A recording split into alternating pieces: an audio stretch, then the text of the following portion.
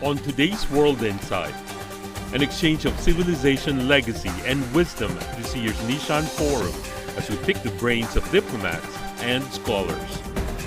In the panel, Jose Francisco Diaz, a minister of the Embassy of Colombia to China, Garikay Kashitiku, a counselor of the Embassy of Zimbabwe to China, Stelios Virvidakis from the Department of History of the University of Athens, Hedwig Schmidt-Blinzer, a sinologist and director of the China Center in Tübingen, Germany, Demetras Fendoni-Mezzo from the Department of Philosophy of the Aristotle University of Thessaloniki, Greece, and Mohsen Mohammed Abu Zaid, the Vice Dean of the School of Antiquities, Cairo University.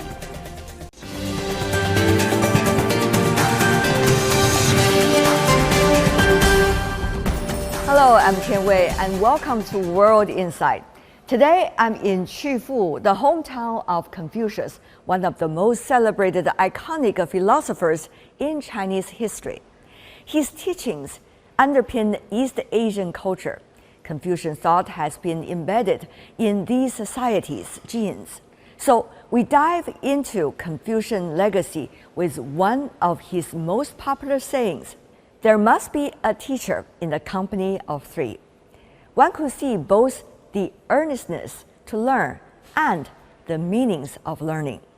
Mutual learning is indeed crucial among civilizations. Well, here in Qufu, I met fascinating scholars and thinkers from all over the world. They are quite enthusiastic about nurturing exchanges and mutual learning among civilizations.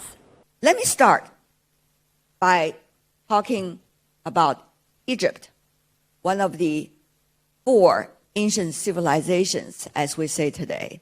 So, Professor, when you are here on an international forum regarding Confucius and Confucianism, what are some of the gifts of your civilizations and culture that you can bring to this discussion?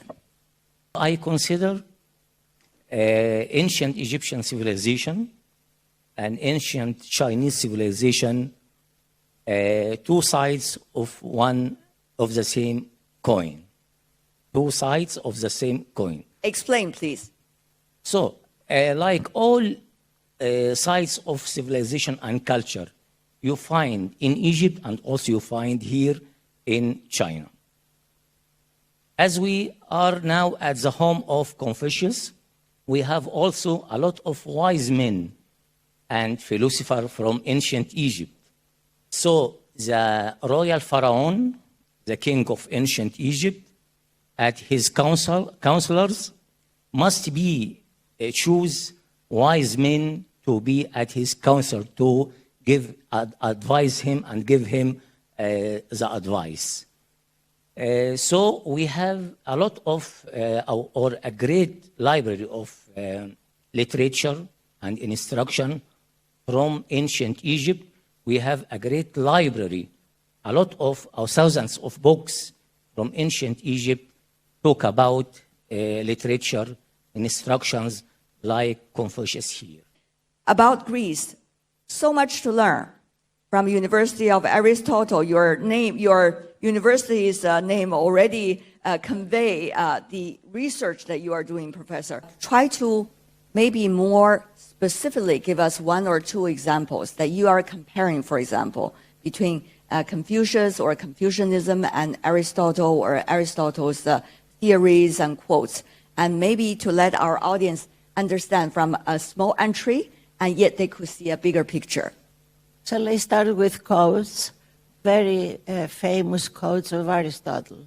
The one is, all men desire to learn. Πάντες οι άνθρωποι του ιδένε ορέγονται φύση. In Greek, all men. This is very important. It is not only important because it says that knowledge is a very important part of our place in the world, but also because he says all human beings. He doesn't make any distinction, and this is something that has not been noticed by many scholars, that he emphasizes that all human beings are the same, are equal. Today, this is a very important idea. The other quote of Aristotle is that a human being, human being, is a rational and political. Ο άνθρωπος είναι ζώων πολιτικών ορθολογικών. So he says that human beings have two distinctive characteristics, that we have rationality and we need very much rationality today in order to solve many challenges and problems of our era. Right. And also to know that the human being has a meaning only if one thinks that is part of the society, can contribute to the society, and cannot live alone. How is your part of the world contributing to this comparison and also to the studies of the mutual learning of civilizations? Sir. Perhaps before I even go to tackle your question, I would want to quote one. I was reading the latent of Confucianism here last night, and I was really caught by this statement to say, I will not be afflicted at men not knowing me, but I will be afflicted if I do not know men. And that was very powerful to me, because then I realized that I am a nobody if I don't mind people not knowing me. But if I leave China without knowing Chinese culture and its civilization, then I would not have done justice as a diplomat posted in China. Regarding your question back to the African continent, it is a very large continent with very diverse civilization. From different parts of the continent, you get different cultures. But I guess the challenge we have, and I think my distinguished authors here would agree with me, is very little is known about African civilization. And we only know Africa of today. But there was an Africa before the foreigners arrived in our continent. And our civilization has been largely overshadowed. Not that it doesn't exist. It has been overshadowed by the emergence of foreign civilization. And if you relate it with Confucius' teachings about harmony with one another, harmony with nature, I can give you a specific example about Zimbabwe. We have over 70 ethnicity in Zimbabwe. It's a fairly small country, 16 million people, but we have over 70 ethnicity who have been able to coexist peacefully amongst each other. And to imagine that a continent that was subjected to the brutal nature of colonialism and post-colonialism, we were able to even forgive those who inflicted pain and harm on us. Mr. Diaz, coming from Colombia, you're the only representative, it seems, coming from Latin America. I'm sure you have a lot to say about that. I like to talk and tell you about the Latin American culture and Colombian culture. So our culture is really unique in the world because it is a fusion of cultures. So Latin American culture, even though we belong to the Western culture, you know, because we were colonized by the Europeans and we received the influx of European culture, of that civilizations that really consider themselves as part of the nature, not separated from the nature, you know.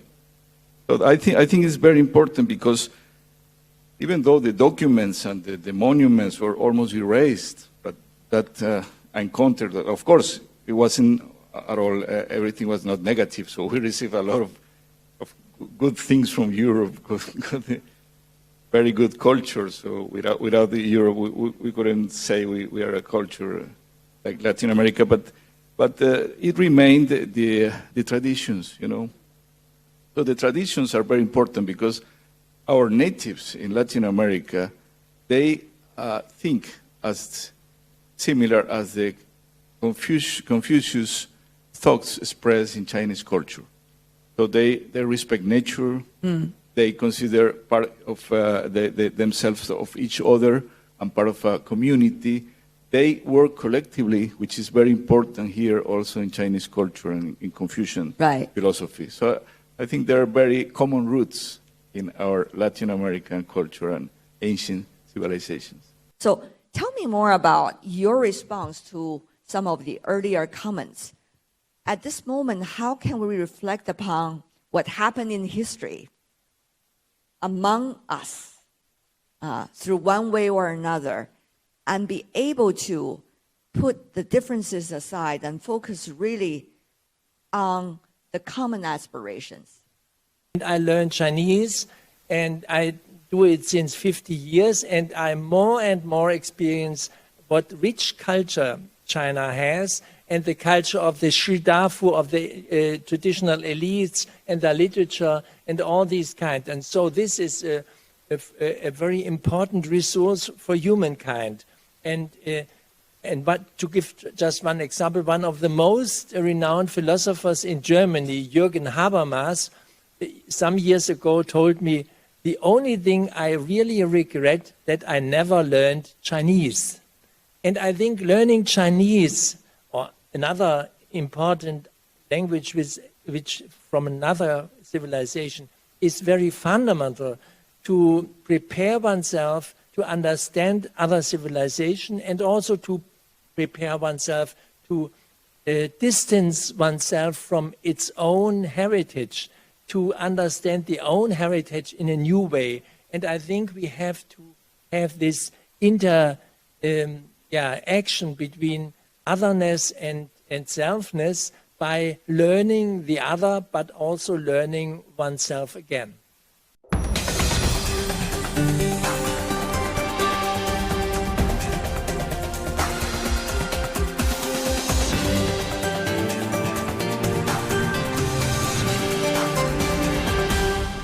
Confucius once said, when I hear, I forget. When I see, I remember. When I do, I understand. Maybe you can tell us how practicing and doing could help us here to learn from one another. Talking about practice, in ancient Greece, like in ancient China, philosophy was not just theory, speculation, metaphysics. Philosophy was a way of life. So in order to know that you've learned something, your life must change. You must cultivate virtue. You have self-knowledge in order to get ethical virtue, in order to build a city that is functioning well. So in ancient thinking, you have this model that is now being rediscovered. There is a whole tradition of philosophy, history of philosophy, as a way of life. And it's very difficult for us today, who are so much absorbed in our study, abstract reasoning and so on, to understand that philosophy should be with us in the streets, in everyday life. We are confronted by challenges. And here I go back to ancient thinking and how intellectual virtues collaborate with ethical virtues. That's a teaching of Aristotle, a wonderful idea, and you find it in Confucius in different ways. So you see why our center, we have built the center in Greece, we have founded the center for the comparative study of Greek and Chinese civilizations. And in China, there is our counterpart, a brother center or sister center.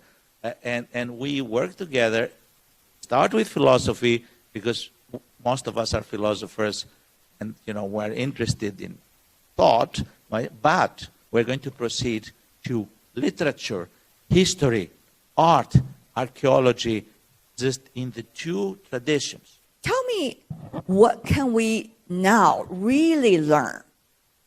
We see the desire to learn. We feel the necessity to learn.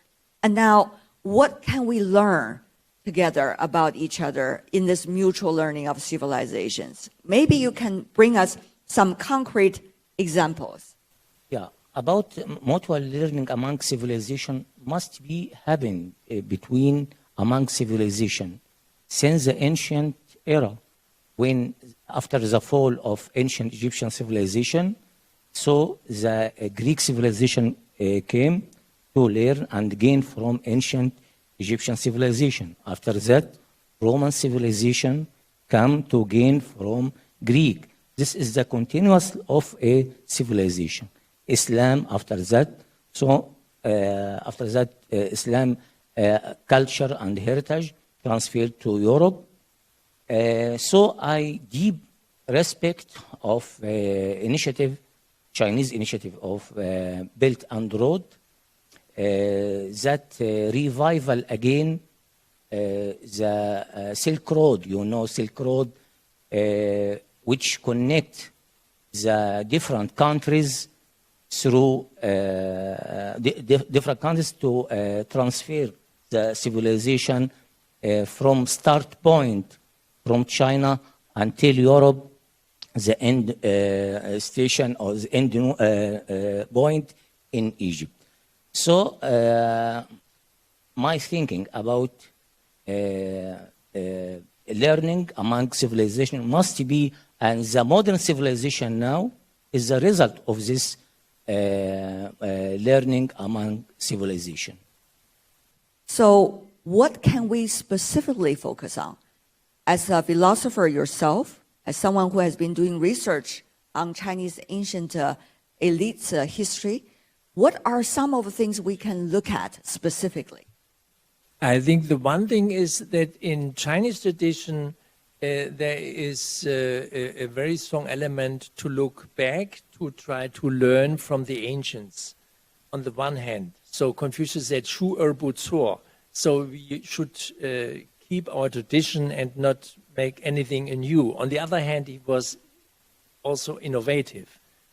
And these people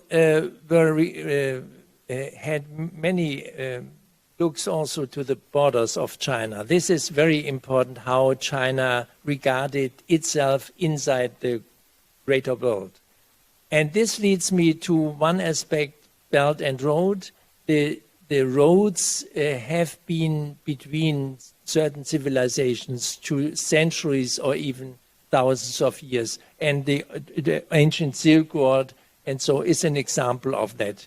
And I think the modern, we must pursue in our modern times, we must overcome the borders and we must reactivate the old roots we had experienced in the past. And they may bring us mutual understanding and also a better living of the people who are live, to just give one example, between China and Western Europe. There are so many ethnicities and people and landscapes, and we should be aware of the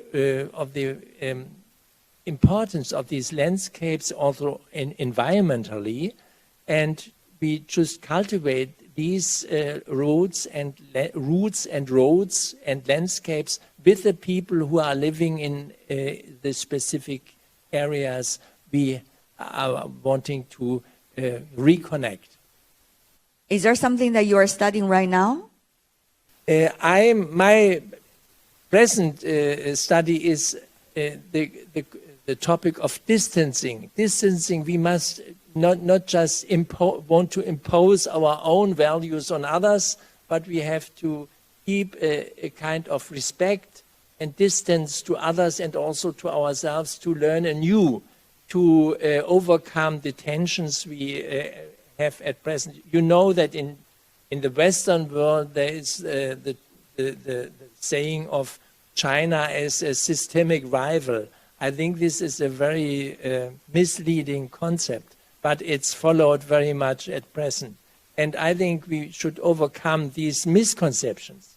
And they are also misconceptions not only on China, but also misconceptions on the European self. Just to give an example, when I was in China 40 years ago, we all were agreed with each other that China would not go away like Western Europe with so many cars and highways and all this kind, because we thought this would be unimaginable. The earth could not stand this development. And now we realize that the earth can remain a livable place. We have to readjust our own concepts of living, consumption, and all this. And we have to start in Europe to learn and in America to learn, and not to ask others to learn and to overtake our principles, but we have to learn to readjust to this new situation, which means that the men are all equal. As you were talking, I was trying to find, to pick up two topics that would be of interest today. So I think one topic is that comes from Aristotle and Confucius, and I think one topic is the real unification of politics and ethics. This is very, very important today, because we can see globally in the whole world that there is a divorce in most times between politics and ethics. Politicians care about other things, not so much of ethics. So both for Confucius and Aristotle, it's very important to practice politics, taking into account virtues and all this that ethics demands from men. One important thing. The other is education, which the real word is in Greek pedia, and it is used in English also, but they don't, most countries and people don't understand the difference between pedia and education. Pedia is the cultivation of the personality of a person. Education is just to give special qualifications to be successful in everybody's profession. But pedia is very important for the cultivation of the soul and of the spirit and also of the character. So the politics also and politia should take care of this pedia cultivation, so that we prepare civilians that they are very good in society, they contribute to society, and also we need some, I always say that we need some teaching, some lessons to the politicians before they begin their political life.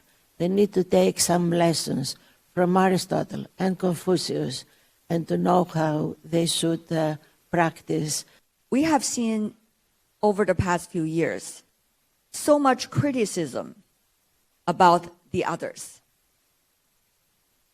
Yet, compared to that, the tasks of learning about the others before we criticize or praise, or just as a mutual partner, this is so crucial, as you said. Every one of us coming from very different background, so we see things with our own perspective. But that should not prevent us from seeking other perspectives.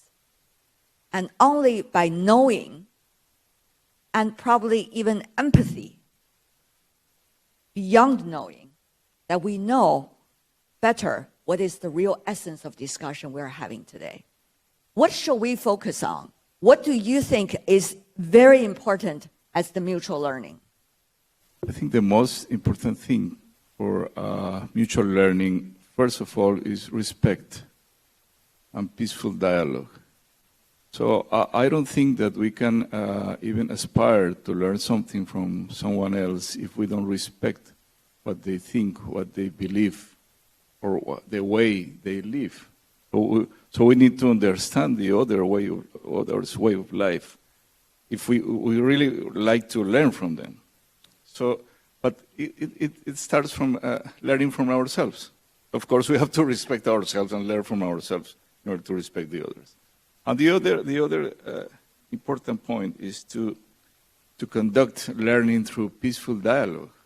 Because since I mentioned the historical experience of Latin American civilizations and cultures, that imposing of any culture over other, or that consideration that any culture is superior to other, only leads to destruction and to block any kind of learning. So that's what really we need to avoid at this stage of history, because we have to learn also, we have to rely on the past. We have to learn from our ancient civilizations, our ancient cultures. For instance, in our culture in Colombia, so we have a very ancient native culture that it is called the Arhuaco people. So the Arhuacos, they live in the top of a very high mountain in Colombia that goes from the sea to 5,800 meters. It's called the Sierra Nevada of Santa Marta. And they consider themselves the keepers of the earth, the keepers of this earth and of our country. So, you know, in recent times, every president that is elected in Colombia, before take possession as president formally in Colombia, they go to the Arhuacos to receive their blessings, because otherwise they cannot keep the country in order and in peace, you know.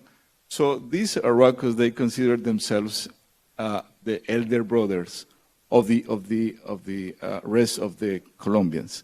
So I think this is a culture of respect of earth, respect of others, not of contention, not of conflict, not of criticism. It's just a culture for understanding, respect, and peaceful dialogue. I think that's the most important thing to learn from other civilizations and cultures. Which is what we also find in Confucius' teaching, the spirit of Ubuntu. It is so powerful that it has managed to preserve us from extinction for generations to generation. But again, it is the confluence of different civilizations, and I can imagine those who produced the movie Clash of Civilization, whether the intention was to say there's a contradiction between civilization, but I think from the panel here, we are saying there is no contradiction in our civilization. And like what President Xi Jinping referred to as the Global Civilization Initiative, it is a celebration of our diversity. And I think the key word is, when we talk about common value, there is mischief by some to think common value means the imposition of the emerging trend by that particular time, which is not correct.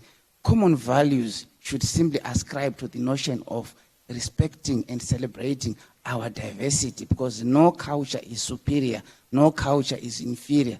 And something that I have learned here in China regarding some of the very common trends between that cuts across our different cultures. And one of the most important things before I conclude is to say, the fact that something is not written doesn't mean it doesn't exist. I think this is where the gap about African civilization.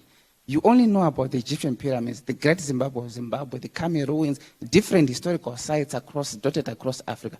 The fact that there is nothing documented written doesn't mean it doesn't exist. I want to thank all of you. Running from different parts of the world together is so wonderful, to be in the same room again, talking about our shared world. Thank you. 谢谢. That's my talk with scholars from different parts of the world on the mutual learning among civilizations here in Qufu, the hometown of Confucius. With that, we're coming to the end of today's special program. I'm Tian Wei on behalf of my teams here in Qufu, Shandong, and in Beijing. Thanks for watching. Bye for now.